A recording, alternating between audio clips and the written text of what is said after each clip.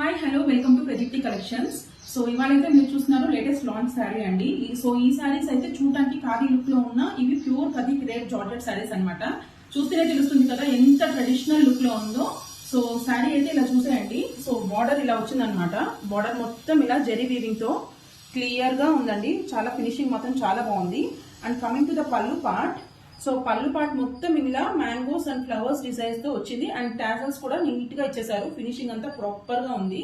And blouse వచ్చేసి ఇలా contrasting colour తోటి అండ్ గోల్డెన్ జెరీ వీవింగ్ తోటి వచ్చింది అనమాట. సో బ్లౌజ్ అయితే ఇలా ఉంది.